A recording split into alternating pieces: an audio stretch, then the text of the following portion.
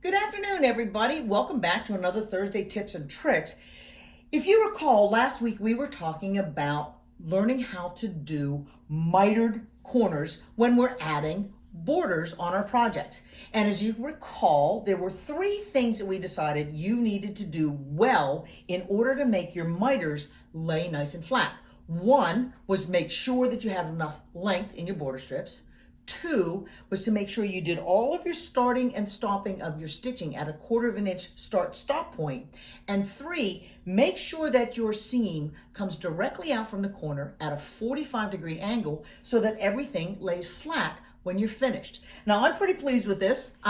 This was just a simple border. I'd like to go one step further and talk to you about adding multiple strip borders to a quilt project. Now, this is a good thing to know how to do, especially if you want to add multiple border strips to a very large queen or king size project. If I were adding these strips one at a time and doing all the mitering, what would happen is I'd have to deal with the bulk of the interior of the project 12 different times if I added the inner border and mitered the corners, and then added the middle border and mitered the corners, and then added the outer border and mitered the corners. By building them as a strip with all three inner, middle, and outer border strips, I can just deal with the interior bulky section 4 times as I add the different strips. So I auditioned a couple of different scenarios and determined that the width of the border strips that I wanted to add to the quilt. But now you need to know how to determine how long those strips need to be. Because as you can see, they're staggered. The inner strip is not cut as long as the middle or as long as the outer strip. So let's talk a little bit about the math. Now, I know what my width is, but here's how you'd figure out how long the strips need to be. For the inner border strip, that green first strip that's going to be added, what you have to do is add up some numbers. You have to measure the interior of the quilt. You have to add the size of the width of the border strip, and then you have to add that 2 inches for good measure. So when I do that, the interior was 20 inches. I have a 2-inch measurement for here, a 2-inch measurement for here, and 2 inches for good measure. And I add all that up, and this border, first border, was cut 26 inches long. Now, this happens to be a square project, so I only have to do the math once. But if you're working with a project that is rectangular, you're going to have to do that same equation for the shorter side as well as for the longer side. Now, once you've figured out the length of the first inner border, what you do to figure out the math of the second border is keep going. You have to know the inside measurement, the interior measurement, this width, and then you have to add the width of the middle border, 3 inches on this side and 3 inches on this side. And when I do all that addition, the 20 plus the 2 plus the 2 plus the 3 plus the 3 plus 2 inches for good measure, my distance or my length becomes 32 inches, 6 inches longer than the one that's here. And for that final outer border, you're just going to continue to do that same amount of math. The interior measurement, the width of the inner borders, the width of the middle borders, and 2 times the width of this, 2 inches plus 2 inches, plus your good measure, and you'll get the length that's required for that outer border strip. So they get progressively longer as you get further away from the interior of the quilt. And when you go to build those mitered borders, or the borders that you are going to miter, what you're going to want to do is to match the centers of those strips. And as you press them, it's up to you. I happen to like to press those things away from the center of the quilt. But how you press them is up to you. And you're going to create the 4 border strips so that you only have to go 4 times around the bulky inner portion of the project.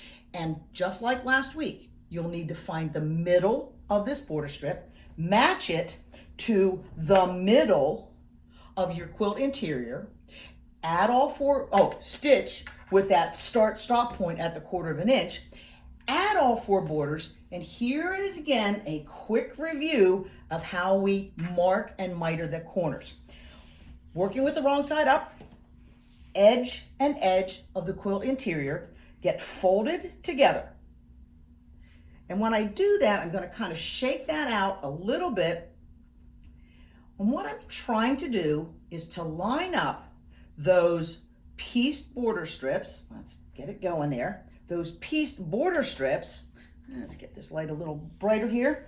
And I'm going to proceed to mark that 45-degree angle out from that stop-start point. Use a tool.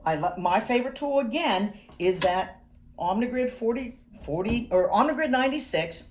With all those guidelines, it's easy to place the edge of the tool as well as the guidelines along seam lines and border strips and raw edges, and draw that line at that 45-degree angle right out from the start-stop point that we used when you added the borders to the interior. Now there's one more thing that I do when I have multiple borders like this. I take a minute to try to match with a pin the seams. Oh, I like that one. I can live with that one. Between inner border and middle border. And I'm going to do the same thing out here. I'm going to poke with a pin and double check to see how well I did. Oh, I need to adjust that one just a little bit. The better you match those seams, the nicer your miter looks when you're all done. When I go to do the stitching, recall that you want to insert the needle right at that stop-start point, stitch forward and back to anchor it securely, stitch right along the seam. I'm not one who likes to sew over pins, so I'll remove and use a stiletto or a seam ripper to hold it into place.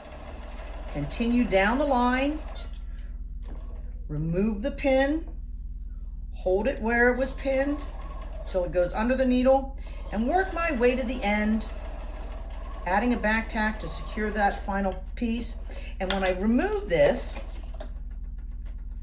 you will be cutting off that excess, but don't do it until you've laid the miter out on your table, on your flat surface, to see how well you did. You want to make sure that the seams match. That's what's going to make it pretty. You want to make sure that it's laying nice and flat. And once you have that, then you can safely go back, trim away the excess of those mitered strips or those border strips, and you will have a beautiful mitered corner on your next project. Now, this is a good skill. I hope that all of you consider adding this mitering skill to your bag of tricks. And, send me some photos. I love to see what you guys create with some of the lessons that I'm producing for you. So you guys take care, and I will see you all next Thursday.